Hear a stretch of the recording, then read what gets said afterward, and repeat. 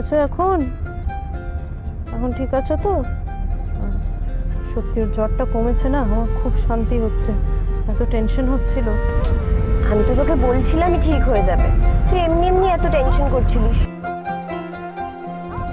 আরে আস্তে, কি করছেন? গাড়িতে বাচ্চা আছে, দেখে চালাতে পারছেন না? আমি কি করব? দিনে দুপুরে দুম করে কোনো একটা মাতাল গাড়ির সামনে এসে পড়লে আমার কি করার আছে? দাঁড়ান দেখি।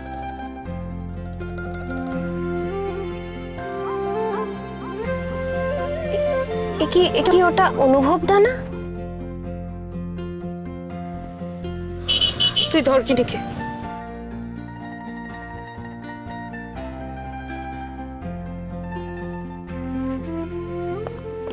অনুভব দা, আমি নন্দা। ও নন্দা, তুমি? গিনি কেমন আছে? গিনি ঠিক আছে অনুভব দা। তুমি, গিনির জ্বর এখন অনেক কমে গেছে। তুমি কি অবস্থা করেছো নিজের? চলো গাড়িতে বসবে, চলো। না আমি ঠিক আছে, আমি কোথাও যাবো না, তুমি যাও। অনুভব দা প্লিজ, রাস্তায় লোকজন আছে, এখানে সিন ক্রিয়েট করো না। তুমি চলো, আমার সঙ্গে চলো। না আমি যাব না, আমি গিনির কাছে যাব না। আমি ওর কাছে গেলে ওর কোনো ক্ষতি হয়ে যেতে পারে। অনুভব দা, অনুভব দা, কি বলছো কি তুমি এসব? তোমার জন্য গিনির কি করে কোনো ক্ষতি হতে পারে? না আমি জানি আমার জন্যই গিনির জ্বর এসেছিল। আমি যাব না গিনির কাছে। আমি যাকে ভালোবাসি সেই আমাকে ছেড়ে দূরে চলে যায়। আমি আর গিনির কাছে যাব না, আমি ওকে ভুলে যাব, তাহলে গিনি ভালো থাকবে। অনুভব দা, অনুভব দা, কি ভুলভাল বকছো তুমি? কি বলে যাচ্ছো? গিনি খুঁজছিল তোমাকে, তুমি তাও যাবে না? তুমি কি করে জানলে আমরা এদিক দিয়ে ফিরবো? অনুভব দা, আমি মনে মনে ভাবছিলাম যে তোমরা হয়তো এই রাস্তা দিয়েই ফিরবে। তোমাদের বাড়িতে ফোন করাতে বললো তুমি নাকি ওকে নিয়ে বেরিয়েছো, তাই আমি এখানেই ওয়েট করছিলাম যদি একবার দূর থেকে গিনিকে দেখতে পাই, কিন্তু এখন আর না, লাভ নেই। অনুভব দা, তুমি চলো, গাড়িতে চলো, গাড়িতে বসবে, চলো গাড়িতে। অনুভব দা, গাড়িতে বসবে, চলো।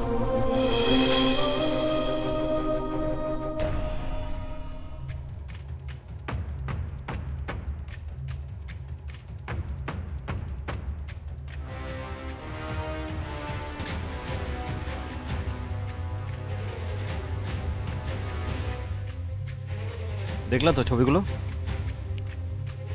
এগুলো আমি তোমায় পাঠিয়ে রাখছি। শোনো, প্রথমে একটা জম্পেশ করে লিগ্যাল নোটিশ পাঠাও দেখি, আমার মেয়ের কাস্টাডি। হ্যাঁ, সেটাতে বড় বড় করে লিখবে যে এইরম চরিত্রের মায়ের কাছে মেয়ে বড় হবে কি করে, কি শিক্ষা পাবে। হ্যাঁ, রাস্তাঘাটে মা জামাইবাবুর সাথে কোমরে হাত দিয়ে ঘুরে বেড়াচ্ছে। এটুকু করো, বাকিটা আমি সামলে নেবো। কাজ হয়ে যাবে স্যার। Thank you. অনুভব দা, তুমি কেন এই লাইফস্টাইলটা চুজ করে নিলে? কেন নিজের জীবনটাকে এইভাবে নষ্ট করছো? তুমি জানো কালকে লোকজন তোমাকে দেখে হাসছিল। আমি জানি আমি সকলের এম্বারেসমেন্টের কারণ হচ্ছি। আমি নিজেকে শুধরে নেওয়ার খুব চেষ্টা করছি, বিশ্বাস করো। পিসিমণি, আমি লাগলে এই শহর ছেড়ে চলে যাব দূরে কোথাও। হ্যাঁ, ওই একটা জিনিসই শিখে রেখেছিস, কিছু হলে বাড়ি ছেড়ে চলে যাবি। আচ্ছা, তাতে কার কোন সমস্যার সমাধান হবে আমায় বলতে পারিস? সমাধান হবে পিসিমণি, সমাধান হবে। আমি এখান থেকে চলে গেলেই সকলের সমস্যার সমাধান হবে। আনন্দী বলছিল আমাকে যে আমি ওর মাথা হেট করে দিয়েছি।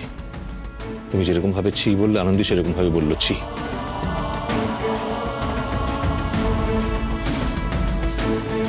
আমি দূরে চলে যেতে চাই এখান থেকে কোথাও, কিন্তু বিশ্বাস করো এই ছোট বাচ্চাটির মায়া আমাকে এমন ভাবে বেঁধে রেখেছে, আমি কিছুতেই বেরোতে পারছি না এখান থেকে।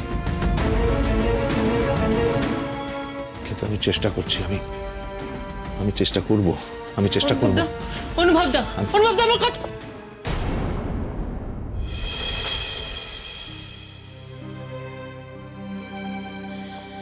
সবটা শেষ হয়ে গেল না কিরম পিসিমণি? কি হয়ে গেল বলো তো?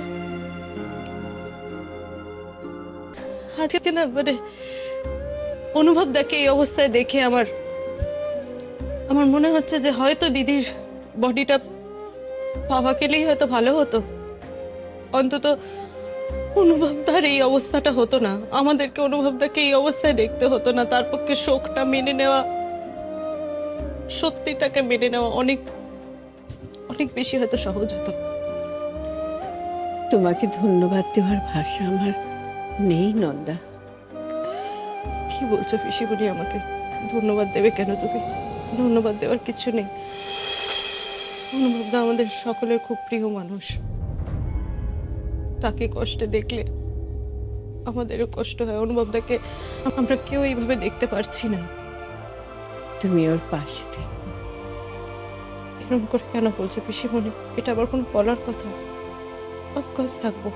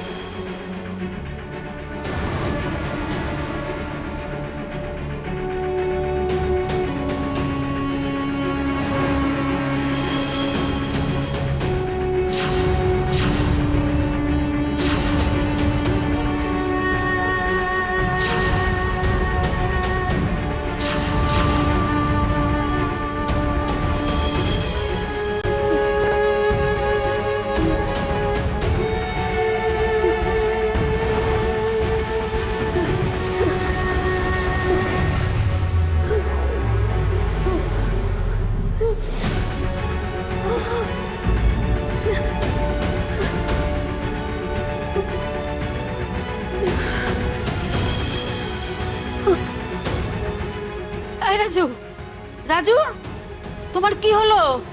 তুমি এরকম করছো কেন? সর্বনাশ! ও দাদা বাবু, দাদা বাবু, তুমি শিগগির এসো, দেখো কি হলো। রাজু, কি হলো? রাজু, কি হয়েছে তোমার? দেখি, আমাকে দেখতে দাও, সরো তুমি। রাজু, রাজু কি হয়েছে? দেখো না, রাজু, মুখ দিয়ে শুধু গো গো শব্দ বের করছে। রাজু, চোখ খোলো, চোখ খোলো রাজু। এই তো, এই তো, দেখো, তাকাও।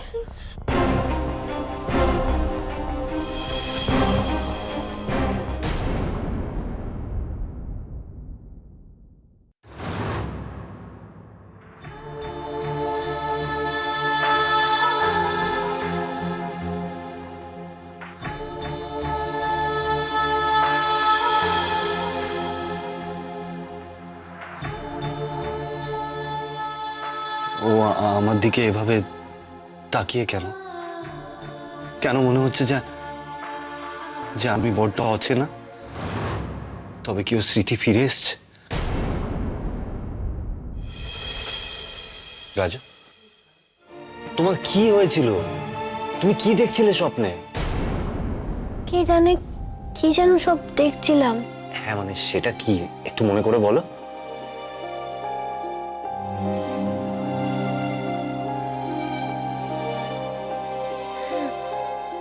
কারা যেন বিয়ে করছিল।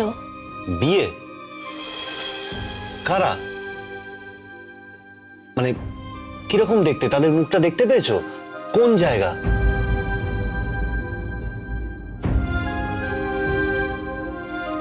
না, ওই গাড়ির মধ্যে কারা যেন ছিল, আর গাড়িটা কিরম যেন কিরম একটা হচ্ছিল, খুব ভয় করছিল, খুব ভয় করছিল। রাজু, গাড়ির মধ্যে কে ছিল? কাকে দেখেছো তুমি? ব্যথা, ব্যথা, খুব ব্যথা। কি হয়েছে রাজু? রাজু, কি কষ্ট হচ্ছে বলো আমাকে। রাজু, বলো। গাড়ির মধ্যে বাস উড়ে চেঁচাচ্ছে, গাড়ির মধ্যে বাচ্চা, বাচ্চা। রাজু, রাজু প্লিজ আমার দিকে তাকাও, দেখো এই তো আমি তোমার সামনে বসে আছি, কোনো শব্দ হচ্ছে না, কেউ চেঁচামেচি করছে না এখানে। এই দেখো আমি আছি, তারা মাসি আছে। হ্যাঁ, কি হচ্ছে? কোনো শব্দ আছে? কেউ দেখ দেখ লেখা, আমি যে আজ এত কষ্ট পাচ্ছি সে তো আমার পাপেরই শাস্তি, তাই না? আনন্দে কিন্তু সবটা মুখ বুজে সহ্য করেছে, শুধু ভেবেছে মায়ের কবে আবার সম্বিত ফিরবে। এই চন্দ্রা ইন্দু এরা আমাকে কতবার বারণ করেছে, বুঝেছে যে মা একটা ভুল করছে, নিশ্চয়ই মা বুঝতে পারবে। কিন্তু আমার চেতনা ফিরতে ফিরতে এত বড় একটা সর্বনাশ হয়ে গেল আমাদের জীবনে। ওই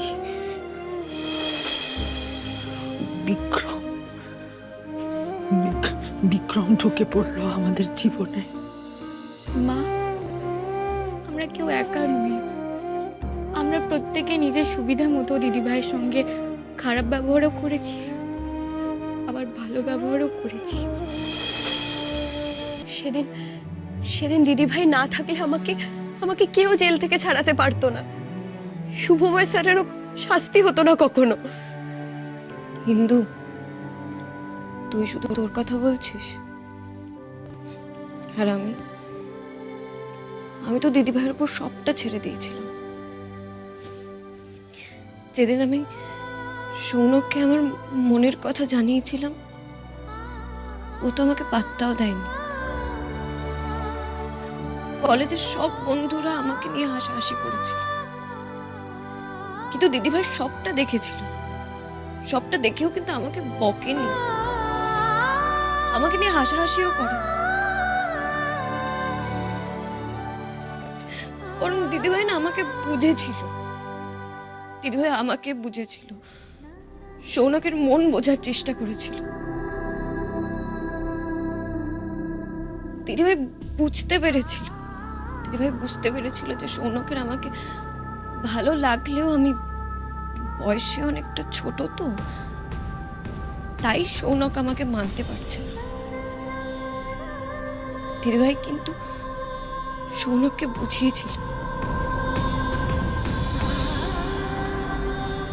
বুঝিয়েছিল যে কোনো সম্পর্কে বয়সটা ম্যাটার করে না। অথচ তখন অনুভবটা দিদিভাইকে ছেড়ে চলে গেছে।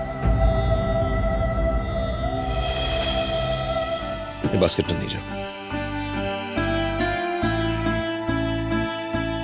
অনুভব, এসো ভেতরে এসে বসো।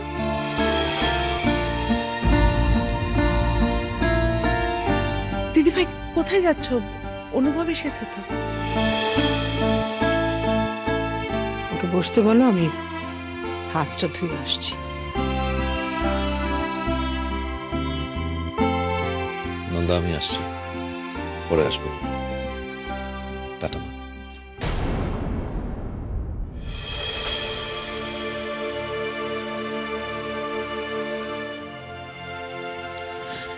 দিদিভাই, অনুভব চলে গেছে। দিদিভাই, তুমি এরকমটা কেন করো বলো তো? মায়া হয় না তোমার ছেলেটাকে দেখে? না, মায়া হয় না। ও আমার মেয়েটাকে দিনের পর দিন কষ্ট দিয়েছে, দিনের পর দিন। এখন হয়তো ও বুঝতে পারছে যে এইটাও না করলে হয়তো ভালো হতো, কিন্তু এটা যদি ও আগে বুঝতে পারতো তাহলে আমার মেয়েটা বেঁচে থাকতো, আমাদের আজকে এই দিন দেখতে হতো না। মা, দিদিভাইয়ের একটা অ্যাক্সিডেন্ট হয়েছিল, আর ওদের মধ্যে সমস্ত প্রবলেম মিটে যাওয়ার পর হয়েছিল অ্যাক্সিডেন্টটা। এতে অনুভব তার কি দোষ বলতো? হ্যাঁ, ঠিক আছে, আমি আমার মতো করে বুঝি, আর তোমরা তোমাদের মতো করে বুঝে অনুভবদাকে মাথায় তুলে রাখো। কিন্তু অনুভব আমার মেয়েকে কষ্ট দিয়েছে, ওকে সন্দেহ করেছে, ওর চরিত্রের দিকে আঙুল তুলেছে। ছি, এটাও করতে পারলো? দিদিভাই, আমরা সবাই অন্যায় করেছি, ভুল করেছি, অনুভবও করেছে। দিদিভাই, তুমি তো ওর মা, তুমি ওকে জন্ম দিয়েছো। তা সত্ত্বেও দাদা মারা যাবার পর তুমি আনন্দকেই দোষারোপ করেছিলে। সেই শাস্তি তো এখন আমি পাচ্ছি, তাই না? দিদিভাই, অনুভব ভুল করেছে। তুমি দেখো ছেলেটা কত ভালো, কত বড় একটা ডাক্তার, আজ কি অবস্থা হয়েছে, শেষ করে দিচ্ছে নিজে। না, আমি এসব শুনতে চাই না, আমি এখন আসছি। হ্যাঁ দিদিভাই আমার একটা কথা শোনো। চন্দ্রা, তুই যাস না, তুই একটু থাক। হ্যাঁ, আমি দিদিভাইকে কটা কথা বলবো, তুই একটু শোন, আমি ঠিক বলছি না ভুল। আর দিদিভাই, আমার কথাগুলো একটু মন দিয়ে শোনো, আর রাগ করে চলে যেও না যেন। কি বলছিস বলতো? যা বলার বলা, তো ভূমিকা দিচ্ছিস কেন? দিদিভাই এরপর তো গিনি বড় হবে, স্কুলে যাবে, ওর চারপাশে ওরই বয়সী আরো ছেলে মেয়েগুলোকেও দেখবে, মিশবে ওদের সাথে। তখন তো ওর মধ্যে একটা অভাব বোধ তৈরি হবে, ওর বাবার অভাব।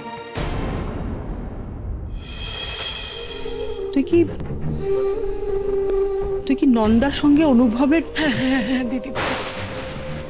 হ্যাঁ দিদিভাই, আমি সেটাই বলছি। আমি মানছি যে আনন্দী মারা গেছে 6 মাসও হয়নি, তারপরেও আমি এই কথাটা বলছি। না, তোর কি মাথা খারাপ হয়ে গেছে ছোট? অনুভবের হাতে আমি আমার আরেকটা মেয়েকে দেবো তার সর্বনাশ করার জন্য? তোর কি মাথা খারাপ? আমি পারবো না। না দিদিভাই, তুমি শোনো, আমি তোমাকে বলছি অনুভব ভালো ছেলে, অনুভব খারাপ ছেলে নয়। আর আমি দেখেছি যে গিনিকে নিয়ে অনুভব আর আমাদের নন্দার একটা সুন্দর বোঝাপড়া তৈরি হয়ে গেছে। গিনিকে অনুভব পাগলের মতো ভালোবাসে, আর গিনিও অনুভবের কাছে নিজের বাবার স্নেহটা পায়। দিদি, এটা তোকে কে বলেছে বলতে? এটা নন্দা তোকে বলেছে না আমাকে বলতে? হ্যাঁ, মেয়েটা আমাকে কোনোদিন কোনো শান্তি দিল না। না দিদিভাই, নন্দা আমাকে কিছু বলেনি, বিশ্বাস করো। ও জানেও না আমি তোমার কাছে এসেছি।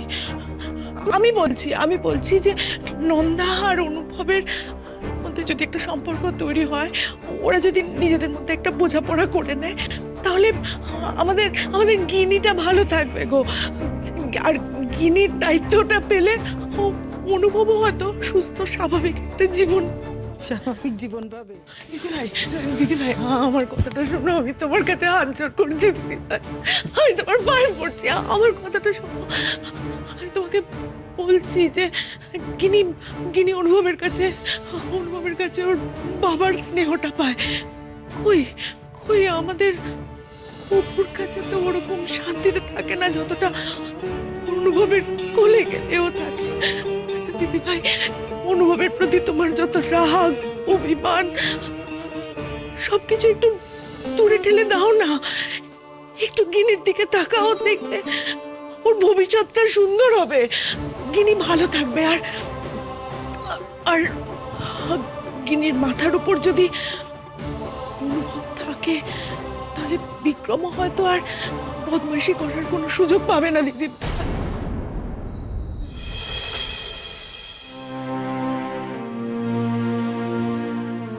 This is unfair. Very much unfair, Ahundi. ঠিক করলি না তুমি।